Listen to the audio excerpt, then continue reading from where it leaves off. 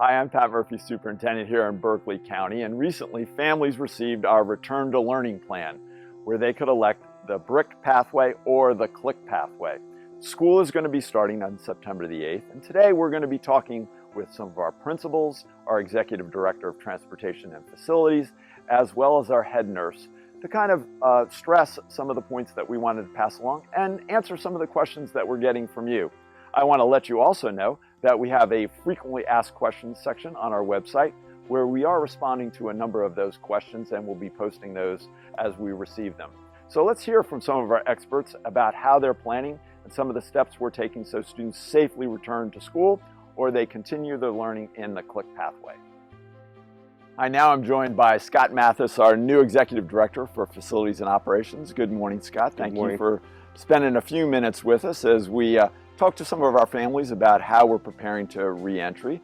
And you actually have a strong background here coming to us from WVU Medical, where you've maybe faced not similar, but kind of parallel issues.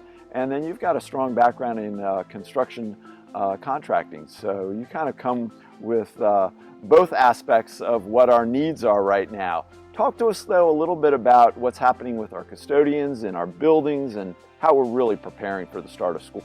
Since coming onto the school board, we've really focused on staff training, custodial training, and this training is currently done on a Zoom. We are potentially going to do some in-person training safely, and this training takes us through why we clean, how we do it properly, the proper techniques, the safety PPE for the staff performing the cleaning, because we are using disinfectants that are healthcare grade disinfectants. And through that process, we also inventory and take assessment of our high touch point areas in the schools, and we really have to make sure we're touching those high touch point areas throughout the day. Thankfully, we've had a great vendor work with us and help us identify what we kind of call a roadmap for the high touch points. And it identifies basically spots where we need to touch 10 times a day and spots where we really should be touching 3 times a day.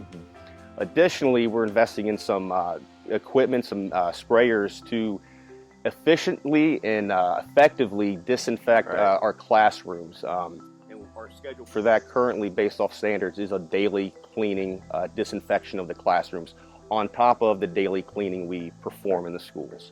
So we've heard a little also about our heating, ventilation, and air conditioning systems. Talk to me a little bit about what steps we're taking there.